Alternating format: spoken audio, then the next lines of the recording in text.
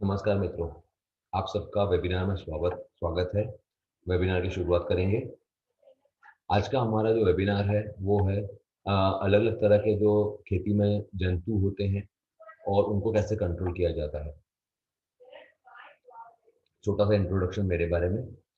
मेरा नाम समीर अलाहाबादी है। मैंने पढ़ाई करी है केमिकल इंजीनियरिंग की और मैंने पोस्ट ग्रेजुएट डिप्लोमा किया है मैनेजमेंट में। 21 साल से मैं एग्रीकल्चर फील्ड में एज़ ए कंसल्टेंट काम कर रहा हूँ। मेरी खुद की कंपनी है, उत्कर्ष एग्रोकेम प्राइवेट लिमिटेड, जिसका मैं टेक्निकल डायरेक्टर हूँ।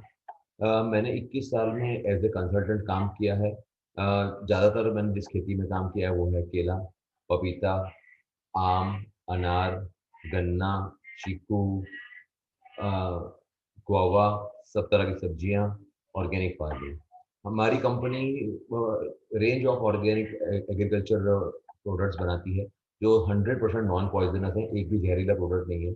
हमारी कंपनी सूरत आधारित है और ज़्यादा जानकारी के लिए आप हमारी वेबसाइट www.utkarshaggrotech.com www.utkarshaggrochem.com पे देख सकते हैं। मित्रों, आप लोगों ने क्यों ये प्रोग्राम ज्वाइन किया है और आपके मेजर कंसर्न क्या हैं, उसके आप बारे में आप बता सकते हैं। मैं चैट बॉक्स में देख रहा हूँ।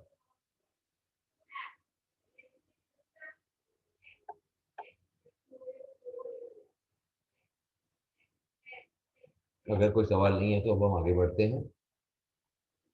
आज हम बात करने वाले हैं अलग-अलग जंतु, insect, aphids, jassids, thrips, whitefly, mites, leaf miner, heliothis, spodoptera, termites और व्हाइट क्रब। जंतु जो पेस्ट शब्द यूज किया जाता है वो पेस्ट में दो चीजें होती हैं, एक होता है इंसेक्ट और एक होता है डिजीज। इंसेक्ट उन कीड़ों को कहा जाता है जो हमें आंख से दिखाई देते हैं, उनका डैमेज भी पता चलता है हमें। डिजीज उसमें दिखाई देते हैं जिसमें डैमेज हमें पता चल रहा है कि पत्ते खराब हो रहे हैं, लेकिन ये नहीं पता चल पाता है कि वो कैसे दिखते हैं और वो माइक्रोस्कोप में देखना होता है। ये बिना माइक्रोस्कोप के हम इन सब जंतुओं को देख सकते हैं, जो आज हम उन जंतुओं के बारे में देखने वाले हैं। पहला हमारा जंतु है जिसका नाम है एफिड। इसे गुजराती में हम मोलो मछली भी बोलते हैं। जो एफिड है वो छोटा सा सॉफ्ट शरीर वाला, नरम शरीर वाला जंतु है, जो नॉर्मली लिक्विड होता है पौधों के अंदर, उसको चूसने का काम करता है। जब वो बहुत बड़ी संख्या में होता है तो वो पौधों को वीक कर डालता है, कमजोर बना डालता है, उसके फल को, फूलों को नुकसान कर डालता है। एफिड जो है वो बहुत जल्दी मल्टीप्लाई होता है, बहुत जल्दी जल्दी बढ़ता है, तो उससे रिप्रोडक्शन उसकी शुरू हो उससे पहले कंट्रोल करना बहुत ज़रूरी हो जाता है। एक सीजन के अंदर उसकी बहुत सारी जनरेशन होती हैं। बहुत सारी स्पीशीज़ है एफिड्स के बारे में, एफिड्स की, जिसमें अलग-अलग तरह के एफिड होते हैं, ग्रीन एफिड होते हैं, लेकिन उसके अलावा व्हाइट कलर के, सफ़ेद रंग के, पीले रंग के, लाल रंग के, ब्राउन रंग के, काले रंग के भी एफिड्स होते हैं। एफिड्स का जो लाइफ साइकिल है वो इस तरह से है। लाइफ साइकिल हमें हर जंतु का जानना बहुत ज़्यादा ज़रूरी है, क्योंकि तभी हम उसको आराम से कंट्रोल कर पाते हैं। जैसे अगर हम कभी देख रहे हैं पत्ता के पीछे हमें दिखता है कि ऐसे अंडे जैसा कुछ सफ़ेद दिख रहा है, तो हम अंडे की स्टेज में उसको कंट्रोल कर देते हैं, तो वो एडल्ट बनता ही नहीं है और हमारा नुकसान वहाँ पे अटक जाता है। तो अंडे से नीम में बनने में 1 से 2 दिन लगते हैं। नीम से एडल्ट बनने में 3 से 5 दिन लगते हैं। एडल्ट 5 से 10 दिन के अंदर वापस से अगला अंडा देने की प्रक्रिया कर देता है। एफिड के जो अंडे होते हैं वो खूब छोटे-छोटे चमकदार काले रंग के होते हैं और वो स्टेम के ऊपर और बड्स के ऊपर पौधों के पाए जाते हैं। अ, ठंड के अंदर वो ज़्यादातर नहीं बाहर निकलते, लेकिन गर्म एरिया में, जैसे भारत जैसे एरिया के अंदर अंडे का तुरंत फटाफट कन्वर्जन बहुत जल्दी हो जाता है और पूरे साल दिखते हैं। जो निम्फ रहता है, जो इमेच्योर स्टेज रहता है, वो यंग जवान एफिड होते हैं जो उड़ नहीं सकते हैं लेकिन छोटी साइज़ के होते हैं। वो 7 से 10 दिनों में एडल्ट बन जाते हैं। जो एडल्ट जो एफिड्स होते हैं वो छोटे काले रंग के, ब्राउनिश कलर के, पीले रंग के, 1 से 4 एमएम के लंबे, सॉफ्ट बॉडी के होते हैं और उनके जो एंटीना होते हैं, हमें नॉर्मली एंटीना बिना उसके लेंस के दिखाई नहीं देता है, लेकिन वही उसी से वो रस चूसते हैं। जो फीमेल होती है वो 9 से 25 दिन तक रहती है और उसमें वो 25 से 125 नए एफिड्स को जन्म देती है। तो इस तरह से वो एक साल में 20 जनरेशन तक अगर बढ़ जाती है, अगर हमने उसे तुरंत कंट्रोल नहीं किया, तो उसका बहुत बड़े स्केल पर फैलावा हो जाता है और कंट्रोल करना बहुत मुश्किल हो जाता है। जब उसका डैमेज या बिगाड़ होता है, कैसे मालूम पड़ता है कि वो मतलब कैसा दिखता है? नीम और जो एडल्ट होते हैं वो पौधों के जो रस होता है उसको चूसते हैं पत्तों के द्वारा, डालियों के द्वारा, बर्ड्स के द्वारा, फूलों के द्वारा, फल के द्वारा और जड़ों के द्वारा। डिपेंड करता है कौन सी स्पीशीज है। ज़्यादातर एफिड्स जो ग्रोथ होती है, नई ग्रोथ हो रही होती है, उसको अटका देते हैं। अ, हमें ये देखना रहता है कि कुछ कुछ शेप तो नहीं बिगड़ गया है, कोई जगह से पत्ता मुड़ तो नहीं रहा है, ग्रोथ अटक तो नहीं गई है, पत्ते पीले तो नहीं पड़ रहे हैं। अगर वो हमें दिखाई दे रहा है तो हमें कंफर्म हो जाता है कि एफिड्स का अटैक है। तो उसके लिए हमें पीछे पत्ते के पीछे की देखने की जरूरत होती है। नॉर्मली एफिड्स पत्तों के पीछे ही छुप के बैठे रहते हैं। अगर पत्तों पर या टहनियों पे कोई क्या बोलते हैं चिपकने वाला कोई पदार्थ दिखाई दे रहा है, तो हमें मालूम पड़ जाता है कि वो एफिड जो रस होता है उसे चूस रहा है। ये शहद जैसा एक मीठा सा लिक्विड होता है जो वो एज ए वेस्ट निकालते हैं जंतु अपने शरीर में से। अ, उसकी वजह से दूसरे जंतु भी आ जाते हैं, जैसे कीड़ियाँ आ जाती हैं, जो आसान बना डालती हैं उनका जो भोजन उन्होंने बनाया उसको लेके जाने में। जो ये चिकना पदार्थ शहद जैसा पदार्थ होता है, तो वो एक फंगस का ग्रोथ डेवलप करता है, जिसे हम सूटी मोल्ड कहते हैं, काला रंग का वो होता है। जो डालियों पे और पत्तों के ऊपर कालाश जितना काला लेयर बना डालता है। फल और जो फूल होते हैं पौधे के, वो टेढ़े मेढ़े हो जाते हैं एफिड की वजह से। कुछ एफिड की वजह से छोटे छोटे गांठें भी बन जाती हैं जड़ों पर या पत्तों के ऊपर। एफिड्स वायरस को एक पौधे से दूसरे पौधे में ले जाने के लिए जवाबदार होते हैं और वो दूसरे या जंतुओं को भी अट्रैक्ट करते हैं ताकि और आगे कर सके। तो इसलिए एफिड्स का कंट्रोल करना बहुत ज़रूरी है। अगर वायरस एक ऐसा रोग है जो अगर कंट्रोल नहीं किया गया तो खेती हमारी फेल ही हो जाती है। फेवरेबल कंडीशन क्या है, कौन से समय किस किस कंडीशन में वो अच्छे होते हैं? तो उसके लिए हमारा जो तापमान है वो 20 से 28 डिग्री सेंटीग्रेड होना चाहिए। रिलेटिव ह्यूमिडिटी 50 से 80 के बीच में होनी चाहिए। कौन सी स्पीशीज है उसके ऊपर है। तो हम ऐसे कह सकते हैं कि गर्म और भेज वाला वातावरण में बहुत ज़्यादा अनुकूल रहता है एफिड को बढ़ने में। अलग अलग तरह के एफिड्स होते हैं, जैसे मैंने बताया अलग अलग कलर के होते हैं। ये कहा जाता है currant lettuce aphid, potato aphid, melon aphid, green peach aphid और अन्य तरह के एफिड होते हैं, जैसे sow thistle aphid, brown sow thistle aphid, कुछ हम फोटो भी आगे देखेंगे। कैबेज एफिड, ये देखो ये लेट्यूस एफिड है, ग्रीन पीच एफिड है, पोटैटो एफिड है। कलर इनके सबके अलग अलग है, रंग इनके सब अलग अलग है, लेकिन काम करने का तरीका बाकी सब कुछ एक जैसा ही है।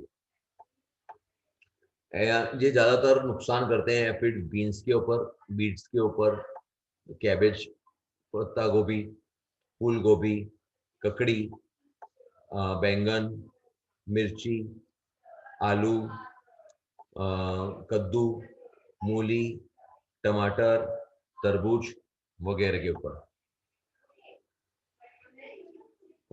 कैसे कंट्रोल करें, कैसे इसका नियंत्रण पाएं? तो पहला तो हम जब भी अपनी नर्सरी के अंदर अगर ये लग गए हैं तो वो पौधों को हम नहीं लगाएं, उनको निकाल के फेंक दें।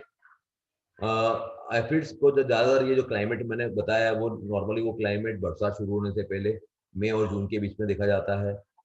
लेकिन उस समय उनके नेचुरल एनिमल्स भी बैठे होते हैं, जैसे लेडी बर्ड बीटल है, लेस विंग्स है। ये सब भी उससे कंट्रोल करते हैं। अ, तो हम देखना चाहिए कि ऐसा ऐसा ऐसी कोई बॉडी दिख रही है कि नहीं दिख रही है।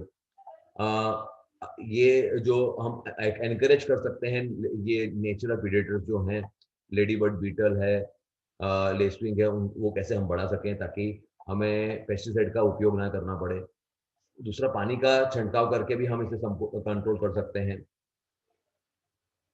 आप साबुन वाला पानी भी अगर स्प्रे करते हैं और प्रेडेटर और पैरासिटोइड्स भी अगर बैठे हैं तो आराम से इसका कंट्रोल हो सकता है। ये जैसे ये लेडी बर्ड बीटल आप देख रहे हैं, ये फोटो में है टमाटर के ऊपर, ये एफिड्स को खा रहा है, एफिड्स के अंडे को खा रहा है। लेसविंग भी अपने अंडे छोड़ रहे हैं, ये है, ये लेडी बर्ड बीटल है, लेसविंग है। ये पीसीआई पेस्ट कंट्रोल इंडिया नामक कंपनी है जो पहले बनाया करती थी। अभी मुझे आज की जानकारी नहीं है कि अभी वो बना के किसानों को देते हैं कि नहीं देते हैं। बाकी ये पीसीआई जैसी कंपनी के पास लेबोरेटरी है जहाँ पर ये सब तरह के जंतु को मल्टीप्लाई करते हैं और वहाँ से आप ये खरीद कर नेचुरल प्रेडेटर्स अपने खेतों में छोड़ सकते हैं। दूसरे जो कंट्रोल करने के जो तरीके हैं, कल्चरल कंट्रोल इस तरह से होता है कि हमें नाइट्रोजन आधारित खाद, जो खाद होता है उसका प्रमाण कम रखना है ताकि बहुत फटाफट नई ग्रोथ ना आ जाए, बहुत ज़्यादा ग्रीनरी नहीं आ जाए। उसकी वजह से एफिड्स को कंट्रोल करना मुश्किल पड़ जाता है। बहुत ज़्यादा फर्टिलाइजर देने से भी एफिड्स का पॉपुलेशन बहुत ज़्यादा बढ़ जाता है और स्थिति बिगड़ जाती है। इसलिए हमें जब भी फर्टिलाइजर दें, छोटी-छोटी क्वांटिटी में दें ताकि हमें एफिड्स का अटैक फर्टिलाइजर की वजह से ना हो। मैकेनिकल कंट्रोल हाथ से कैसे कंट्रोल करें? जैसे मैंने आगे बताया कि प्रेशर से पानी अगर छाँटते हैं, स्प्रे करते हैं, तो एफिड्स का कंट्रोल आराम से हो जाता है। पानी की पाइप और नोजल लीजिए और एक थोड़ा-सा प्रेशर दीजिए ताकि कर दें। बहुत ज़्यादा पावर प्रेशर से या वॉशर से हमें नहीं करना चाहिए, जो क्या बोलते हैं व्हीकल्स को जो धोते हैं, उतना प्रेशर से नहीं करना चाहिए। नहीं तो उसकी वजह से प्लांट के पत्ते टूटने के डर रहता है, डालियाँ टूटने का डर रहता है और उसकी वजह से पौधा मर भी सकता है। उतना ध्यान दीजिए, बहुत ज़्यादा प्रेशर नहीं देना है। उतना ही प्रेशर से यूज़ करें जिससे सारे एफिड गिर जाएँ अपने पौधों से। जैविक कंट्रोल, बायोलॉजिकल कंट्रोल। बहुत सारे उसके दुश्मन हैं एफिड्स के, जिसको हम छोड़ते हैं या जो अगर अपने होते हैं खेतों में, जैसे लेडी बर्ड बीटल है, या फिर क्राइसोपा है। अगर हम उसको खरीद कर अगर छोड़ रहे हैं तो वो आसानी से खा जाते हैं और कंट्रोल करते हैं। दूसरा जो फंगस रहती है, बिवेरिया बैसियाना है, मेटरिज्म एनिसोप्ली है, वो भी अलग अलग तरह के एफिड्स को कंट्रोल करने के लिए उपयोगी पाई गई है। हमारी कंपनी का प्रोडक्ट है बेवेरोज और मेटरहोज, मतलब मेटरिजियम बेवेरोज, जो एफिड को कंट्रोल करने में मदद करते हैं। दूसरा नीम ऑयल भी है, वर्टिसिब लिकेनी भी है और बायोक्लीनशिप जो हमारा कॉम्बिनेशन है, मेटरिजियम, एनिसोप्ली, बिवेरिया बासियाना, वर्टिसिलम लिकेनी और दूसरे 3 फंगस जो एफिड्स को कंट्रोल करने के लिए और दूसरे रस चूसने वाले कीटकों को कंट्रोल करने के लिए खुद खूब ही प्रभावी है। अगर अपने हमने सब जैविक कंट्रोल करके देख लिया, पानी स्प्रे करके देख लिया, उसको भी अगर हमारा एफिड्स कंट्रोल नहीं हो रहे हैं, तो हम अलग-अलग तरह के जंतु हैं, ये इंसेक्टिसाइड हैं, जिसका हम यूज़ कर सकते हैं। लेकिन ये उसका जहाँ तक हो सके उसका उपयोग कम करें, क्योंकि वो पॉलिनेटर्स जो हैं, मधुमक्खियाँ हैं और कुदरत एनिमीज़ हैं, जो मैंने लेडी बर्ड बीटल बताया, वो उनको भी मार डालते हैं। फिर भी अगर कंट्रोल ना हो रहा हो, तो हम ये अलग-अलग तरह के पेस्टिसाइड हैं, उनकी डोज़ के साथ में, तो आप उनका स्प्रे कर सकते हैं। ये अलग-अलग क्रॉप्स पे जो फ़ोटो है, मिर्ची के ऊपर डैमेज हो रहा है, टमाटर के ऊपर हो रहा है। आप देखेंगे पत्ते जो हैं वो अंदर की साइड भी मुड़ रहे हैं, नीचे की साइड, और पीछे आप देखेंगे तो ये इस तरह के एफिड्स हमें दिखाई देंगे। अगला हमारा जो जंतु है वो है जैसिड या फिर लीफ हॉपर भी बोलते हैं। गुजराती में हम इसे लीली पोपटी या लीला तड़तड़िया भी बोलते हैं। लीला मतलब ग्रीन, ग्रीन को लीला कलर बोला जाता है। जो एडल्ट जैसिड रहता है कॉटन वाला, वो अराउंड ढाई 2.6 mm बड़ा रहता है लंबाई में, ये 0.1 इंच जितना लंबाई में रहता है। वो येलोइश ग्रीन, पीला हरा जितना रहता है और उसके जो आगे का भाग रहता है आँख के पास, वो काला ब्लैक स्पॉट रहता है उसके माथे के पास में, और टिप पे पीछे की साइड पर उसका पंख होते हैं। जो उसका हेड है वो पूरा पीला रंग का रहता है और जो उसके विंग्स रहते हैं वो ट्रांसपेरेंट रहते हैं। तो हमें ये देखते हैं तो हमें पता चल जाता है कि ये एफिड्स ही है। और जो वो पत्तों पे जो घूमता है वो डायगोनल घूमता है, यूं क्रॉस में चलता है। आगे नहीं चलता या साइड में नहीं चलता, वो क्रॉस में चलता है, डायगोनल चलता है। अगर हम उसको डिस्टर्ब करते हैं, हाथ लगाते हैं, पत्तों को करते हैं, तो तुरंत उड़ के भाग जाता है।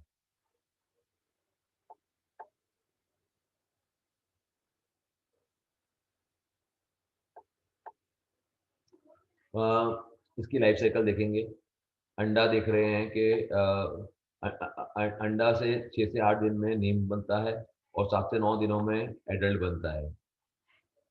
2 से 3 वीक का एडल्ट का लाइफ साइकिल रहता है। नीम जो है वो 3 वीक तक जीता है और 5 इंस्टार्स बनाता है वो। और जो एडल्ट एडल्ट जो होता है वो अराउंड 30 अंडे पीछे की साइड में एक एडल्ट देता है। तो एक साल में 7 जनरेशन तक बढ़ जाती है एक साल में। तो 2 से 3 वीक का लाइफ साइकिल है। तो इसका मतलब ये है कि हमें एक स्प्रे से हमेशा इसका कंट्रोल हो जाना ज़रूरी नहीं है। तो 2 से 3 स्प्रे भी कई बार करने पड़ते हैं कंट्रोल करने के लिए। तो ये लाइफ साइकिल से हमें ये पता चलता है कि कैसे उसको कहाँ पे कौन से स्टेज में कंट्रोल करना चाहिए। अंडे जो रहते हैं जैसिड के वो कर्व फॉर्म के लंबे से येलोइश वाइट कलर के रहते हैं। और वो जो पत्ते की मिड रिब रहती है, बीच वाली जो रिब रहती है उसके ऊपर नीचे की साइड पे रहते हैं। नीम जो होते हैं वो फ्लैट रंग के होते हैं, येलोइश ग्रीन कलर के होते हैं। और वो जैसे जिस तरह से एडल्ट डायगोनली चलता है उस तरह से नीम भी डायगोनली चलते हैं। और वो पत्ते के पीछे ही रहते हैं दिन के समय। एडल्ट जो हैं वो 3.5 mm लंबाई के होते हैं। वो इलोंगेटेड और वेज शेप के हरे रंग के होते हैं। तो आगे जैसे उसके बारे में मैंने बता चुका हूँ। जैसे उसको डिस्टर्ब करते हैं तो वो उड़ जाते हैं और एक जगह से दूसरी जगह उड़ते रहते हैं। उसका नुकसान है या वो है तो कैसे मालूम पड़ता है? तो जैसिड जो होते हैं वो जो रस होता है पत्ते के पीछे बैठकर रस चूसते हैं। और पत्तों से और लीफ का जो बर्ड होता है, जो नया पत्ता आ रहा होता है वहां से रस चूसते हैं। जब बहुत सारी संख्या में जैसिड होते हैं तो ग्रोथ अटक जाती है। पीछे की तरफ से लीफ घूमने शुरू हो जाते हैं। फल को बहुत नुकसान होता है और खास करके फ्लावरिंग आने से पहले बहुत नुकसान हो जाता है पौधों के ऊपर अगर ज्यादा संख्या में है तो। पत्ते जो हैं वो पीले पड़ने शुरू हो जाते हैं और रस्ट कलर के, ब्राउन कलर के डेवलप हो जाते हैं। धार उनकी ब्राउन कलर की हो जाती है। बहुत ज़्यादा अटैक होता है तो पत्ते गिरना भी शुरू हो जाते हैं।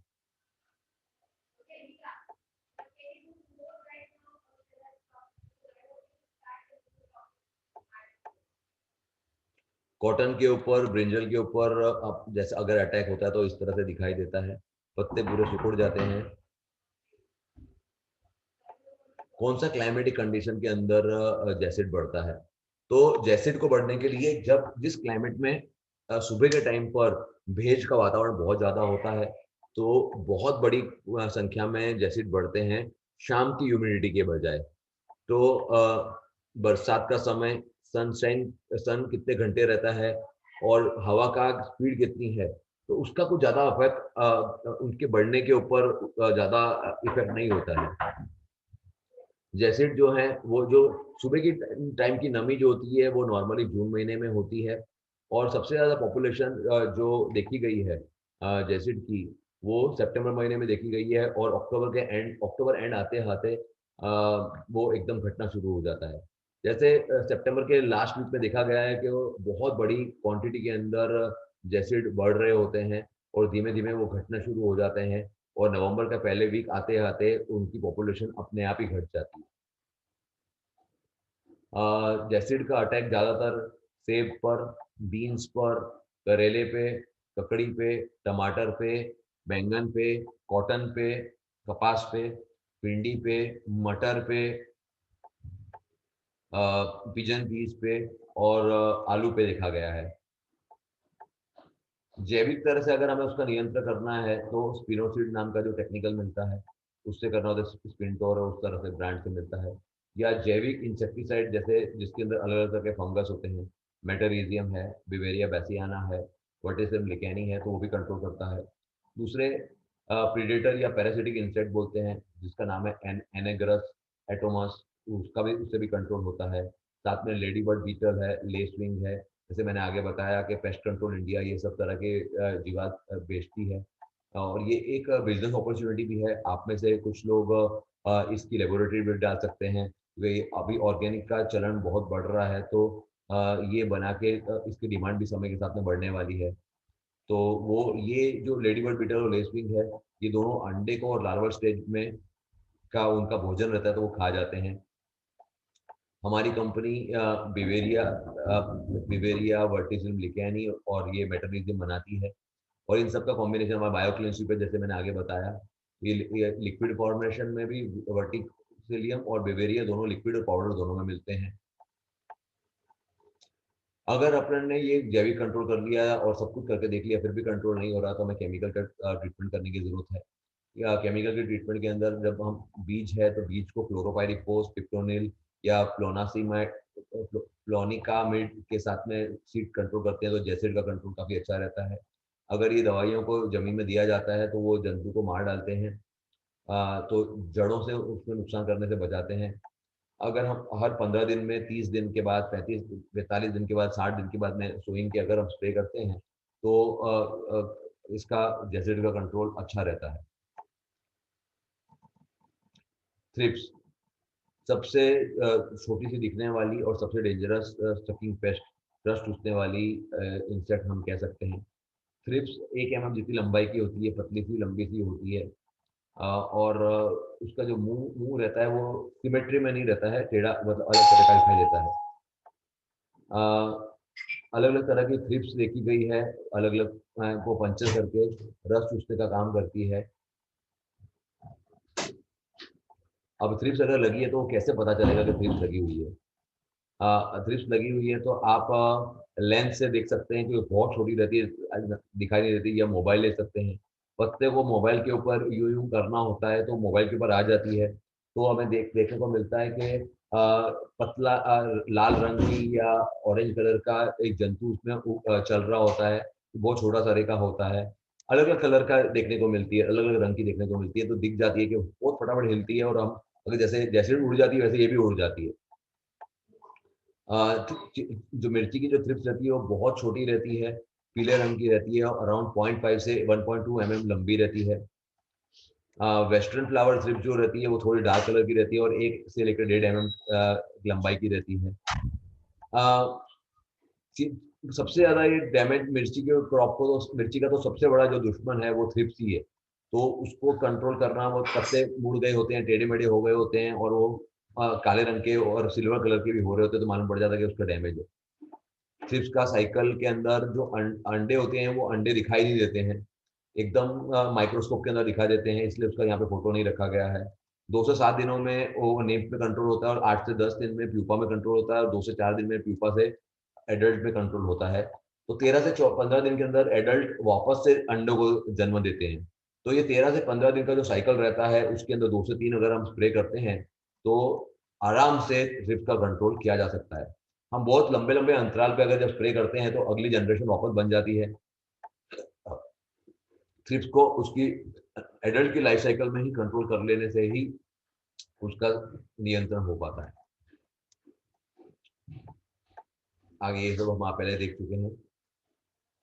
ये थ्रिप्स की अलग अलग स्टेज है, जैसे अंडा है, ये नीम बन रहा है, वो आगे आगे बढ़ के ये एक्चुअल थ्रिप्स इतनी बड़ी बन जाती है।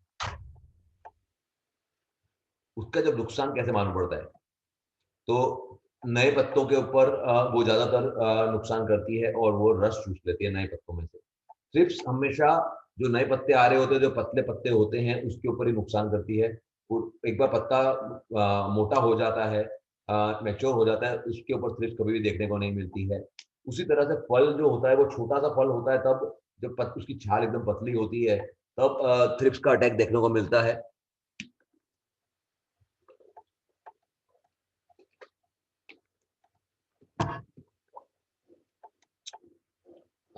येलो पीले रंग का धार बनना शुरू हो जाता है, सिल्वर कलर का लाइनें बन जाती हैं जहां पर उसने रस चूसा होता है पत्तों के ऊपर। पत्तों का मुड़ना शुरू हो जाता है, पत्ते सूखने शुरू हो जाते हैं टिप से लेकर बेस तक। ये थ्रिप्स जो होता है कि वो नॉर्मली बहुत पानी का, आपने अगर स्ट्रेस कंडीशन आ गया है उसमें देखने को मिलता है कि ज्यादातर। और उसकी वजह से जो क्रॉप होता है उसका ग्रोथ एकदम अटक जाती है और वो थ्रिप्स का नुकसान नर्सरी में और मेन फील्ड में दोनों समय में देखने को मिलता है। नर्सरी में पत्ते पतले पतले आ रहे हैं तो वहाँ पे भी उस समय ही बहुत नुकसान करता है वो। फेवरेबल कंडीशन क्या है थ्रिप्स का? तो उसका जो साइकिल रहता है वो टेम्परेचर पर डिपेंड करता है। 15 डिग्री का जब टेम्परेचर रहता है तो उसका साइकिल अंडे से एडल्ट बनने का 35 से 45 दिन रहता है। लेकिन जो टेम्परेचर उस समय 30 डिग्री का, तो लाइफ साइकिल उसका सिर्फ 12 से 15 दिन में पूरा हो जाता है। तो थ्रिप्स का जो मेजर जो टेम्परेचर का रेंज है वो है 25 से 30 में। 25 से 30 का अगर आपका टेम्परेचर चल रहा है और मैक्सिमम है और ह्यूमिडिटी भेज जो है मीडियम से लो है, तो वो सबसे अच्छा कंडीशन है थ्रिप्स को बढ़ने के लिए। और यही कंडीशन इंडोर क्रॉप्स में भी जब होती है तो बहुत बड़े स्केल पे नुकसान करती है। ये ऐसा देखा गया है कि जब टेम्परेचर 22 डिग्री के आसपास है और रिलेटिव ह्यूमिडिटी 86% के आसपास है, तो थ्रिप्स का लार्वा उस समय बहुत स्पीड में बढ़ता है। तो ये उसकी जो खास कंडीशन है जिसमें बढ़ता है। ये डैमेज प्लांट्स हैं, मिर्ची ककड़ी का प्लांट है जिसपे थ्रिप्स ने नुकसान किया हुआ है, ये मिर्ची का है, ये ककड़ी का फल है जिसपे नुकसान किया, ये आप देख सकते हैं। ये कैप्सिकम है, ये कैप्सिकम इतना जब छोटा-सा था तब ये नुकसान करता है, टमाटर जब इतना छोटा-सा था तब नुकसान करता है। बैंगन के पत्तों के ऊपर भी नुकसान किया हुआ है। प्याज प्याज के पत्तों पे भी रस चूस लिया है जब वो छोटे थे तब। टमाटर है, मेलन है, अनार है। तो जब भी फल आ रहे होते हैं उस समय थ्रिप्स का कंट्रोल करना बहुत आवश्यक रहता है, नहीं तो फल की पूरी क्वालिटी खराब हो जाती है। वो सेकंड ग्रेड में, थर्ड ग्रेड में जाते हैं, फर्स्ट ग्रेड में नहीं जाते हैं। इसको कंट्रोल किस तरह से किया जाए, नियंत्रण करने के अलग-अलग तरीके। अब ये चावल के अंदर जब भी अगर दिखता है तो 1-2 दिन के लिए पूरा का पूरा पानी से भर देना चाहिए। गीला कपड़ा लेकर जो सीडलिंग होती है, जब हम सीडलिंग बना रहे होते हैं तो उसके ऊपर गीला कपड़ा करते रहना चाहिए ताकि सिर्फ उसके ऊपर चिपक जाए। खेतों में करना पॉसिबल नहीं है। अगर खेतों में अगर छोटा स्केल पर है तो भी आप गीला कपड़ा लेकर पौधों पे यूँ लगा सकते हैं। दूसरा, आप टॉलरेंट वैरायटी लगाइए जिसपे थ्रिप्स नहीं आती हो। और ब्लू स्टिकी ट्रैप 1 एकड़ में कम से कम 5 से 10 जितने लगाइए। कितना थ्रिप्स का आपका अटैक है उसके ऊपर है, ये ब्लू स्टिकी ट्रैप है वो लगाने से फ़ायदा होता है। जैविक तरीके के लिए थ्रिप्स जो है वो कोकिन-लिड बीटल द्वारा, एंथ्रोक्रिस बर्ड के बग के द्वारा, फिर स्टेफाइनलिड बीटल्स द्वारा कंट्रोल होती है। दूसरा, जो अलग-अलग फंगस हैं, बिवेरिया बैसियाना है, वर्टिसिलम लिकेनी है, पैसिलोमाइसिस फ्यूमोसोरियस प्रोडक्ट है, उससे कंट्रोल किया जा सकता है। ये जो सब स्पीशीज़ हैं, फंगस वाली स्पीशीज़ जो मैंने बताई वो हमारे बायोक्लिनशिप नामक प्रोडक्ट में है, जो थ्रिप्स को कंट्रोल करने में बहुत काम करता है। दूसरा हमारा प्लांट एक्सट्रैक्ट बेस्ड प्रोडक्ट है, नैनो टेक्नोलॉजी से बना हुआ, जो थ्रिप्स को कंट्रोल नियंत्रण करने में बहुत मदद करता है, हमारा उत्कृष्ट का थ्रिप्स। अगर ये सब करने के बावजूद में नहीं कंट्रोल हो रहा है तो हमें केमिकल से कंट्रोल करने की ज़रूरत है। काफ़ी स्प्रे और ड्रेंचिंग करना चाहिए या दोनों को करने की ज़रूरत रहती है, ऑयल के साथ में, ताकि इसका कंट्रोल किया जा सके। इंसेक्टिसाइड अलग-अलग, डाइपेंथुरियम, पिप्रोनिल, स्पिनोसिड ये वगैरह इनका यूज़ किया जाता है कंट्रोल करने के लिए। ये अलग-अलग पेस्टिसाइड हैं, उनके डोज़ेज़ हैं जो इस्तेमाल किए जाते हैं थ्रिप्स को नियंत्रण करने के लिए। सफ़ेद मक्खी को कैसे हम अब अगला है सफ़ेद मक्खी। सफ़ेद मक्खी को हम कैसे आइडेंटिफ़ाई करें? सफ़ेद मक्खी को पता करना बहुत आसान रहता है, छोटा-सा रहता है, व्हाइट फ्लाई, सफ़ेद रंग की मक्खी रहती है, जो एडल्ट स्टेज के अंदर। जब वो निम्फल स्टेज जो उसका रहता है तब छोटा-सा देखेंगे वो, तब वो हिलता नहीं है, जब तक हिलाया ना जाए। इसकी साइकिल देखते हैं, अंडे जो होते हैं वो इस तरह से स्पाइरल स्वरूप में रखे जाते हैं। अंडे अंडे 9 से 11 दिन में नीम बनते हैं, 15 से 19 दिन में नीम से प्यूपा बनता है और 10 से 11 दिन में एडल्ट बनता है। एडल्ट वापस से अंडा रख देता है, तो एडल्ट के स्टेज में या अंडे के स्टेज में ही अगर हम इसको नियंत्रण में ले लेते हैं, तो जो नुकसान होना है उससे हम बच सकते हैं। इसकी अब मैंने अभी आपको बता चुका हूँ ये सब स्टेज के बारे में। ये अलग अलग स्टेजेस है। अंडे अंडे में इस तरह से दिख रहा है, फर्स्ट स्टेज, सेकंड स्टेज अंडे का, थर्ड स्टेज ये प्यूपा बन रहा है, ये एडल्ट बन गया और ये उसकी वजह से सूटी मोल्ड जो खड़ा हो गया, मतलब पूरा पूरा ब्लैक हो गया पौधों के ऊपर। अलग अलग तरह की व्हाइट फ्लाई रहती हैं, silver leaf white fly, banded winged white fly, green house white fly, ये अलग अलग हैं। सिल्वर लीफ वाली है, हमें जब हम अपने आंखों से देखते हैं तो वो हमें सब एक जैसी ही दिखती हैं। नुकसान है तो हमें कैसे मालूम पड़ेगा? तो धब्बे, पीले पीले धब्बे पड़ जाते हैं पत्तों के ऊपर, जो आगे चलकर बड़े होने शुरू हो जाते हैं, पीलेपन आना शुरू हो जाता है। अ, बहुत अगर ज़्यादा अटैक रहता है तो पत्ता गिरना भी शुरू हो जाता है।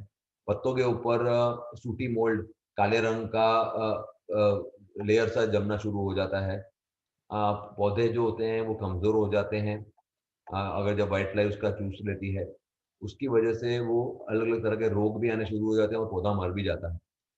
व्हाइट फ्लाई अलग-अलग तरह की वायरल डिज़ीज़ को ट्रांसमिट करने के लिए भी जवाबदार हैं। तो उस वायरस से बचने के लिए भी व्हाइट फ्लाई को, सफ़ेद मक्खी को कंट्रोल करना बहुत ही आवश्यक है। टमाटर के ऊपर, बैंगन के ऊपर, भिंडी के ऊपर, ककड़ी के ऊपर, मिर्ची के ऊपर इसका अटैक से ये सब अलग-अलग तरह का डैमेज दिखाई दे रहे हैं।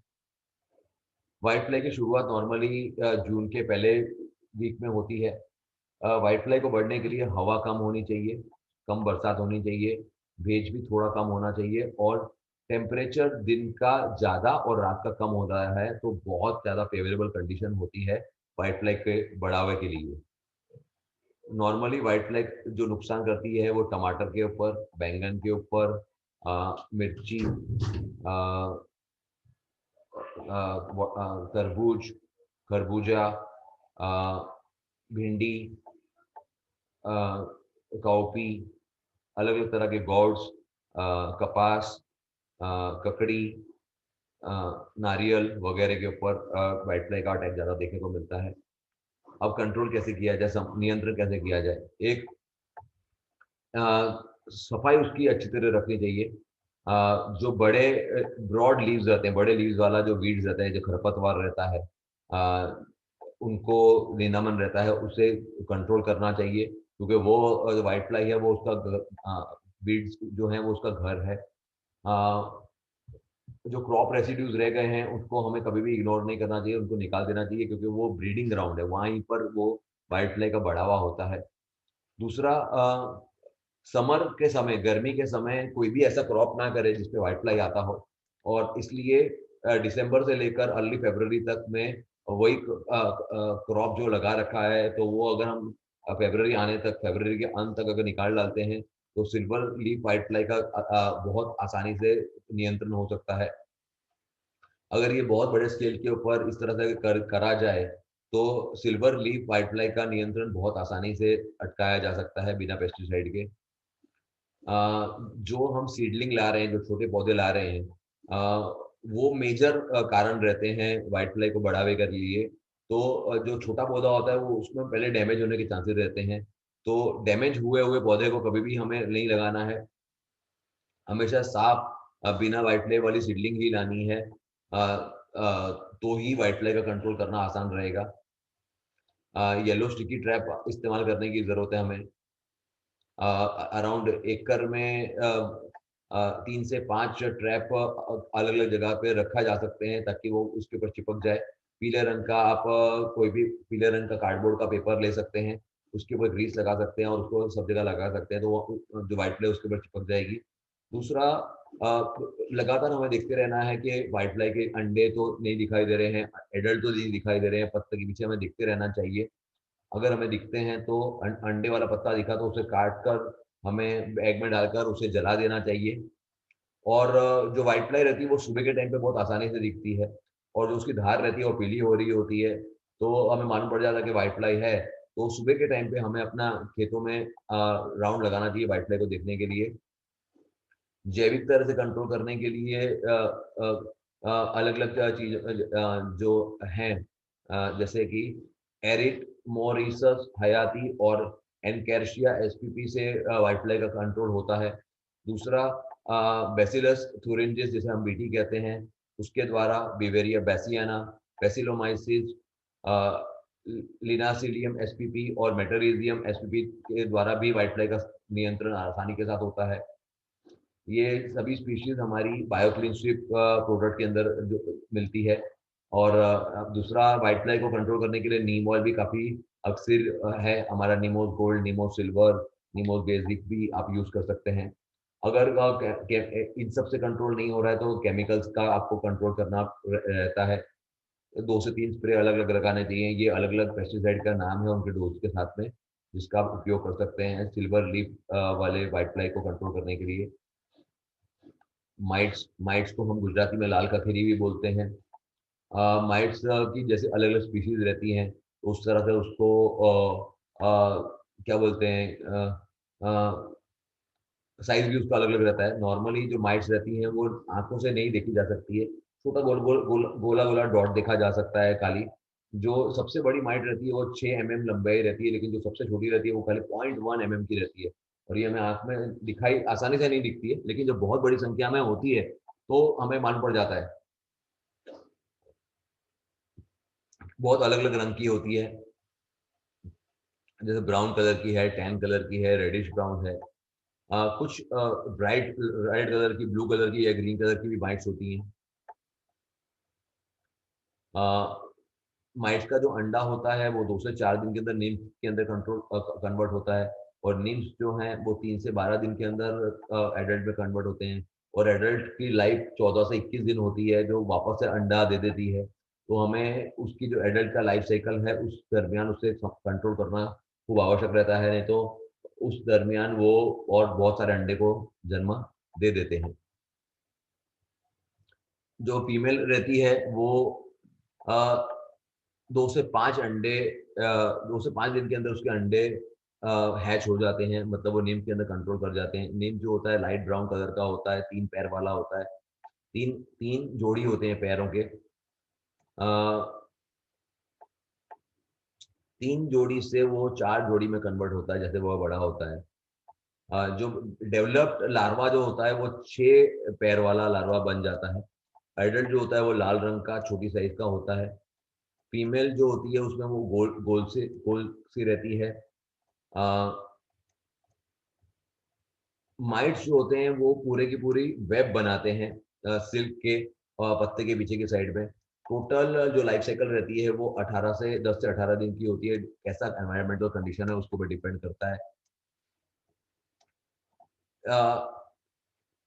माइट्स का अटैक नॉर्मली बीन्स के ऊपर, टमाटर के ऊपर, कुकुरबिटेस फैमिली जैसे कि मेलन्स के ऊपर, वाटरमेलन के ऊपर, मस्क मेलन के ऊपर, ककड़ी के ऊपर, दूसरी सब्जियां जैसे कि बीट रूट, कैरेट, मक्कई, बैंगन, मटर, मिर्ची, स्वीट पोटैटो वगैरह के ऊपर, और स्ट्रॉबेरी, कोकोनट और दूसरे फलों के ऊपर भी देखा गया है।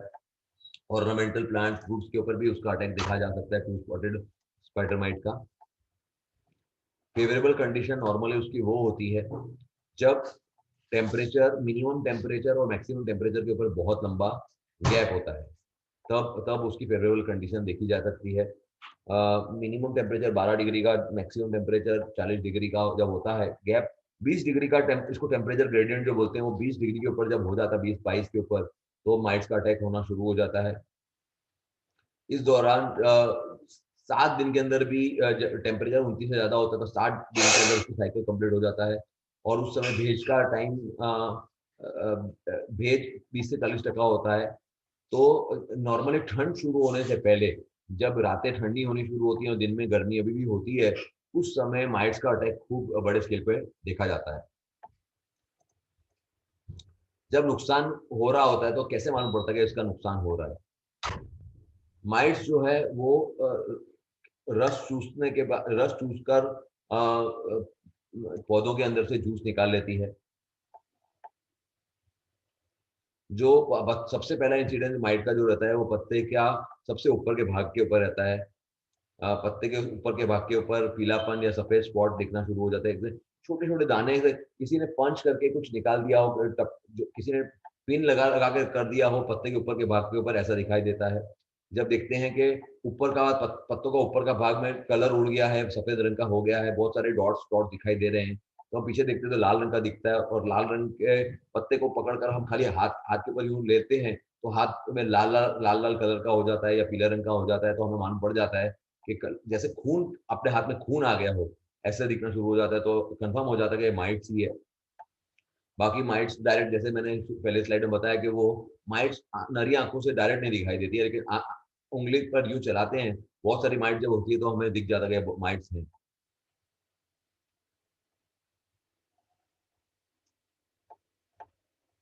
जैसे माइट्स का जो अटैक बहुत बड़े स्केल पे होता है, तो पत्ते बहुत खराब तरह से डेवलप हो जाते हैं। जो पत्तों की फूड बनाने की जो कैपेसिटी होती है पौधे की, वो घट जाती है, और उसकी वजह से ग्रोथ उसका बहुत ज्यादा अटक जाता है। बैंगन का पत्ते पे पीछे से ऐसा दिख रहा है माइट्स के अटैक की वजह से। टमाटर में भी इस तरह का दिख रहा है।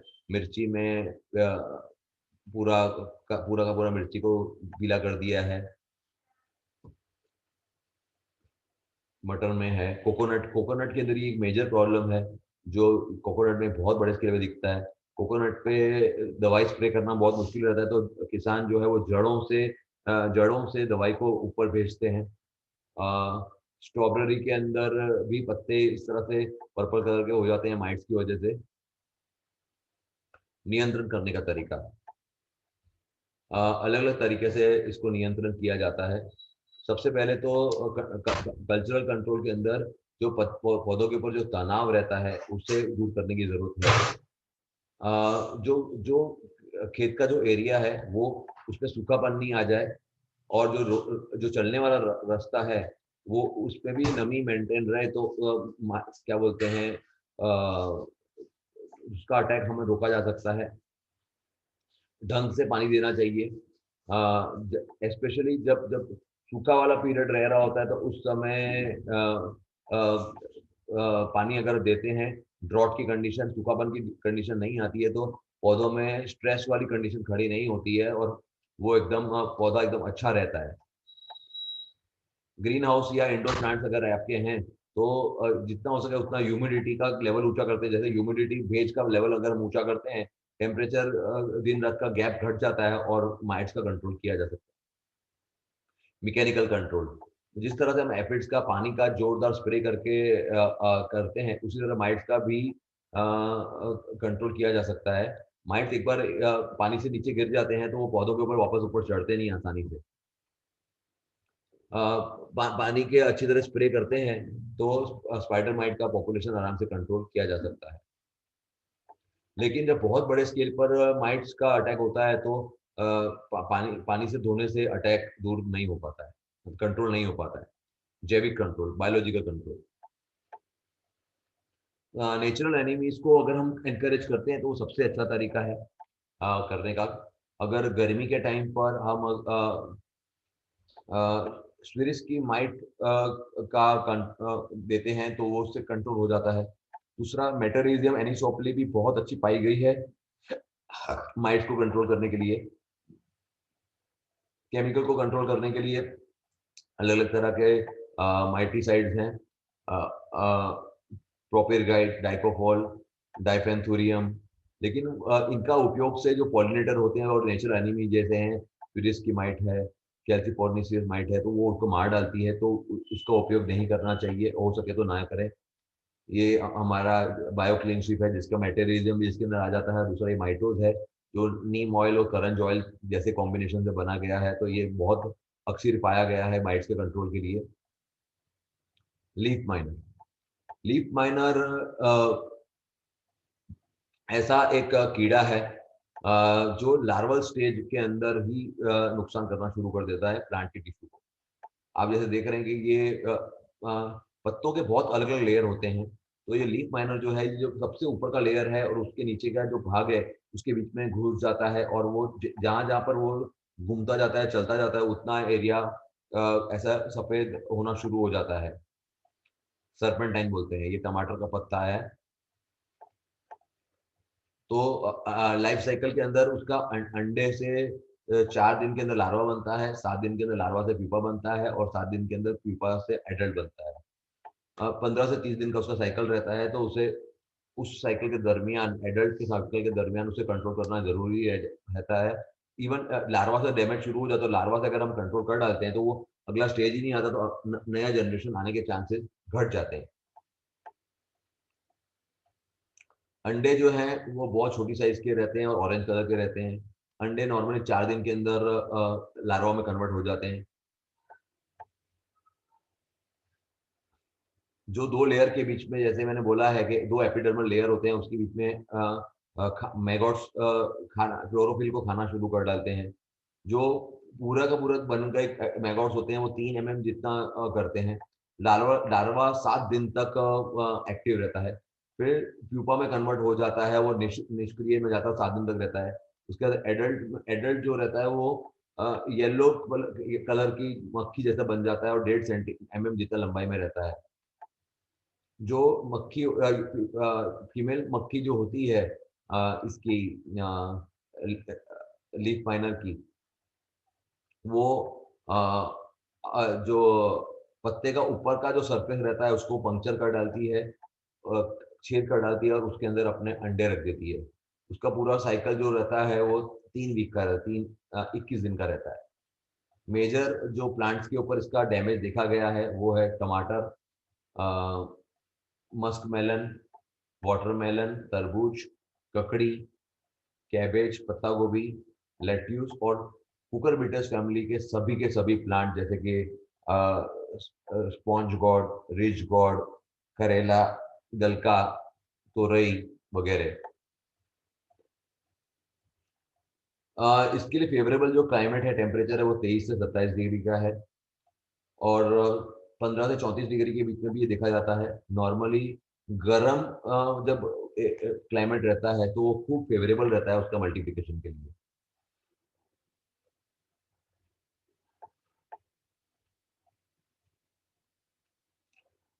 डैमेज का सिम्टम हमें कैसे मालूम पड़ता है? तो 2 लेयर के बीच में 2 ऊपर और नीचे का जो लेयर रहता है उसके बीच में जो लार्वा है वो अंदर चलना शुरू हो जाता है। उसकी वजह से सर्पेंटाइन वाली, मतलब ऐसे लाइनें हो जाती हैं पत्तों के ऊपर, और पत्ता आकर्षक दिखाई नहीं देता है। और बहुत ज़्यादा अगर ये हो जाता है तो उसकी वजह से पत्ता नीचे गिरना भी शुरू हो जाता है, तो उससे हमें मालूम पड़ जाता है कि इसके अंदर लीफ माइनर लगा हुआ है। लीफ माइनर ये कद्दू के अंदर इस तरह से दिखाई दे रहा है, टमाटर के अंदर इसका अटैक, मटर मटर के फल के ऊपर भी लीफ माइनर का अटैक है। फिर लौकी के ऊपर, बॉटल गॉर्ड के ऊपर भी ये लीफ माइनर का अटैक देखा जा रहा है। इसका नियंत्रण कैसे करेंगे? तो नियंत्रण के लिए ब्लू स्टिकी ट्रैप जो हमने थ्रिप्स के लिए बताए थे, तो वो हमें लगा देना होता है, ताकि वो जो एडल्ट जो है, मक्खी जो है, वो मक्खी उसके ऊपर जाके चिपक जाए और आगे डैमेज ना कर पाए।